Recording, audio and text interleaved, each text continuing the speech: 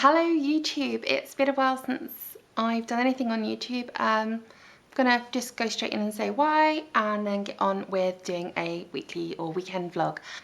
So I sort of fell out of love with YouTube for a couple of weeks, and then it turned into fell out of love with making videos for a couple of months, and that turned into years. And we bought a house and it was a wreck. It's still pretty much partially a wreck. I don't know how anyone could renovate a house, have a job, run a blog, have a family, have a life, and renovate a house at the same time. If you can do that, then God, I would like to know your secrets. I'll buy a book, do take postal orders. So today is Friday the 16th of October 2015, and I decided, you know what, let's do a weekend vlog. It's my husband's birthday tomorrow, so today is kind of, I'm doing a little bit of preparation for it. We've both got a day off work, and we're also going to do a bit of DIY type stuff. So far today I've been to Morrison's to buy a few things to do some baking. It is in the bagging area. Like a birthday cake and stuff, and then we took the puppy to get his kennel cough vaccine, which was pretty grim because they put stuff up your nose, well, not my nose, his nose, and he didn't react too badly to it, but he's very tired now.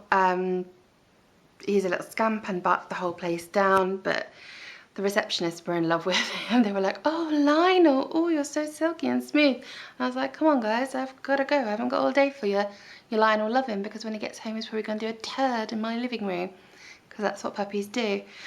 Right, so now I'm going to be wrapping some presents. I've got just a few of them here, and I've also got this great wrapping paper which says fucker. When you've been married for 8 years and you've got a slightly caustic relationship, where you show affection by being crude and mean to someone, you can get away with this. You don't have to wait 8 years of marriage, or nearly 11 years together. I think we probably could have got away with fucker wrapping paper after about a week. But you know, so yeah, I'm going to wrap some presents, and on the iPad, if the iPad would work, I've got a bit of some vlogs playing. I'm watching, if I can get it to play, I'm watching J for Jen, who is a blogger who used to blog at a little bit Told Me, but now she blogs at J for Jen, and she's sort of dabbling in the world of YouTube. I really like her. She's nearly 30 and married, and talks about the kind of things that I'm interested in. I love watching YouTubers of all different ages, but it's nice to have someone that's in your age group, and you know, anybody that's over the age of say 28, I'm going to relate more to them naturally because I'm old. 33 in a few weeks. Yeah, I'm going to get on with this now because I don't have all day. I have to be places. Right.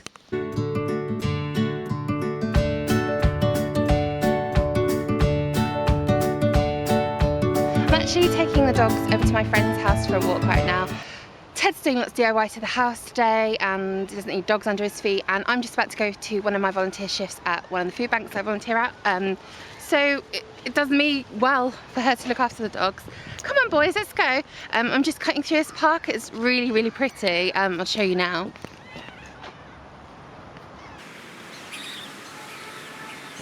Isn't that really, really beautiful? So I'm going to go over, oh come on Lionel, and get the dogs a little bit more worn out for her, because I think she just wants to chill, take them for a walk but then chill with them in the house, and they can be a handful, the two of them together.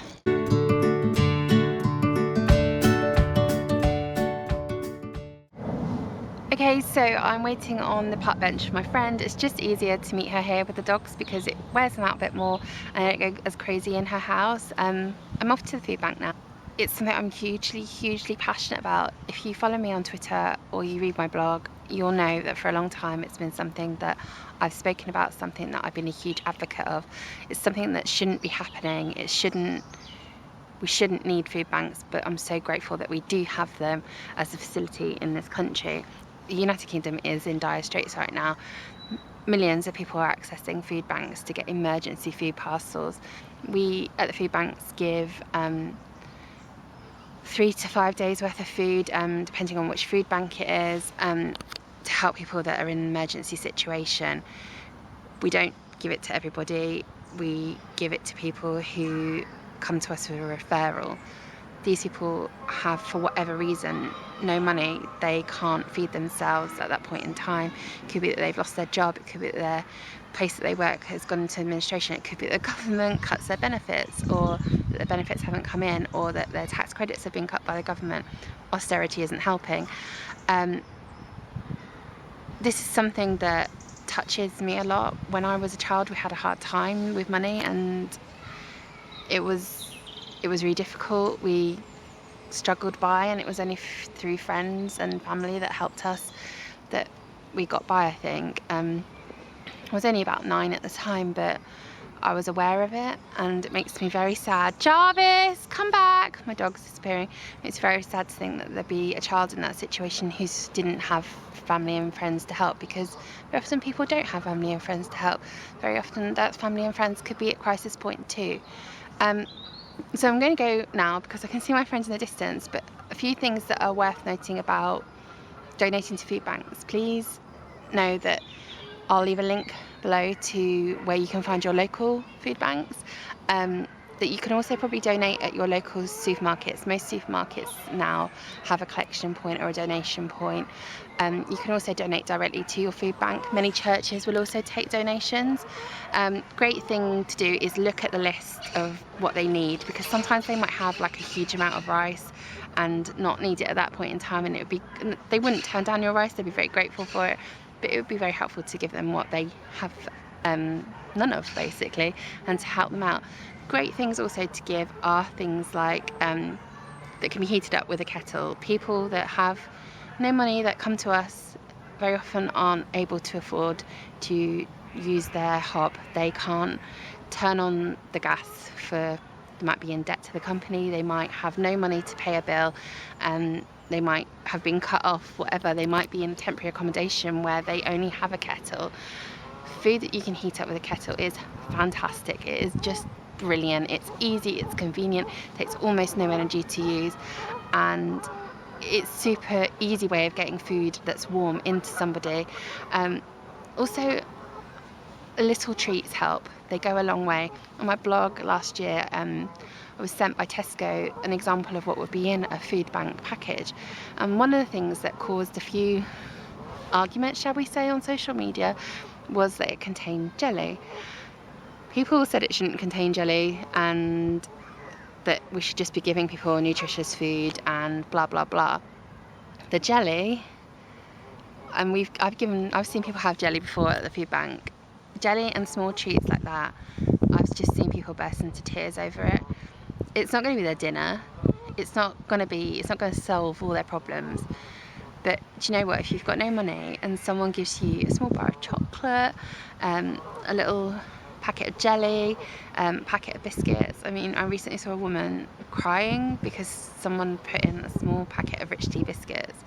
And when you see people in that kind of situation, where something as humble as like a 30p packet of value rich tea biscuits can complete their week, then I really struggle to understand how this country operates, and how there can be millions of people left without food, without access to the most basic of thing, food.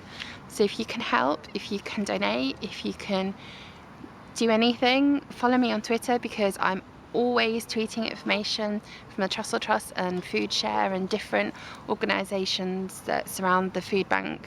I don't want to say movement, but surround food banks. There are an army of volunteers out there, and they're always looking for more, and we're always looking for your donations. I'm proud to live in a country where people want to help each other. I'm not proud to live in a country where the government and austerity can do this to people. I can't really comprehend it. I can't rest easy at night thinking about it. My friend's here now and she wants to date dogs. Okay, so I'm home.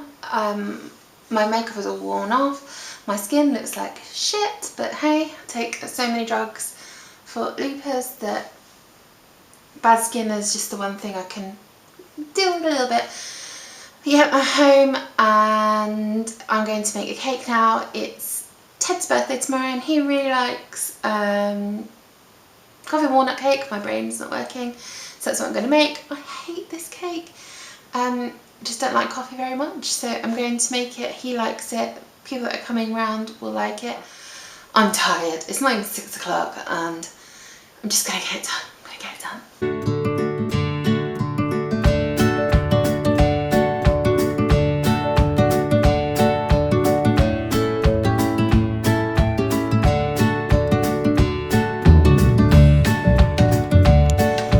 So it's Saturday today. We've just been out for Ted's birthday breakfast, which was really nice. Lots of filthy food. It was really tasty, although they got my order wrong, but it was really good. So sorry I didn't vlog. I'm not really used to this. We've done presents, we've done everything at home. I think Ted's pleased with his presents. Just not used to having a vlog camera to hand, and I had to swap cameras because the other one ran out of space and blah, oh god. Anyway, you can hear the dogs in the background because we have come out to pick up our camper van to take it out to go for some lunch and to meet up with some friends to go for a walk with their dogs too. And the dogs know where we are, so they're in the car and they're going crazy with excitement. And I turn the camera around to them and they decide not to go as crazy. They're properly fastened in so they can't get out, but they know where we are. Guys! Boys! Where are we going? We're going in the Mudge van. Lionel, Jarvis, going in the Mudge.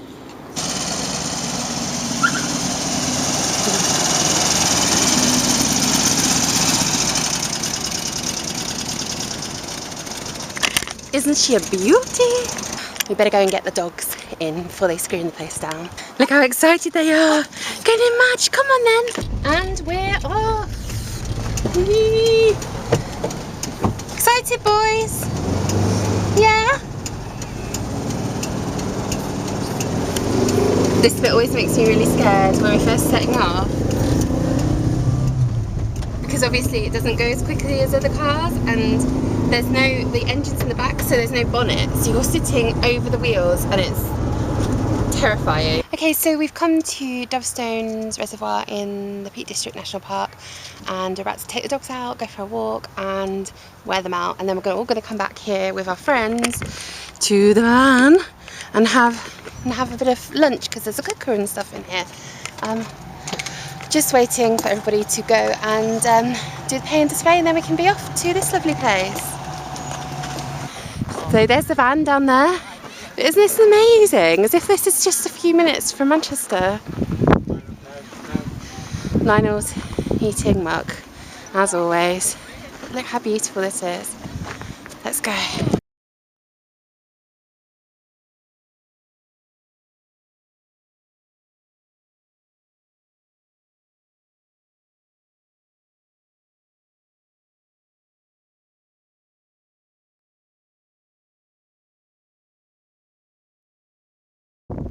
You like that, Lionel?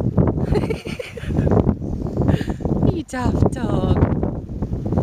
It's so blustery, isn't it? I feel like I'm just about to blow away. So I've made Ted a cake for his birthday. It is, what is it? Coffee and walnut cake. What do you reckon? Looks lovely, thank you. That's alright. Taste it, taste it, taste it, taste it. Don't be sick. You're gonna vomit? No. You sure? Really? Yeah? I don't like it, so you've got to eat that whole cake. Can you manage that? Just about. Just about? Okay, I'll let you get on with watching the rugby. Run, retreat to the kitchen, to the sitting room. Oh, don't fall. Hello, it's Sunday. I'm hungover. This is not unusual, but this is bad. Putting on a face mask. I have been up quite early because hangovers make you do that sometimes. They make you vomit. I've also taken the dogs out for a walk, been to Aldi and done the weekly shop. Love me some Aldi. I've cleaned my friend's puke off our front step, which was fun. Helicon days. I've helped with a little bit of DIY because we're making some shelves in our house. I have also stripped the bed sheets, put them on for a wash and put them out to dry. So frankly, with a hangover, I think I get some kind of award of some kind. I mean, if there's one going round, if there's one of those bugging awards going round for hero of the year, then sign me up for it probably.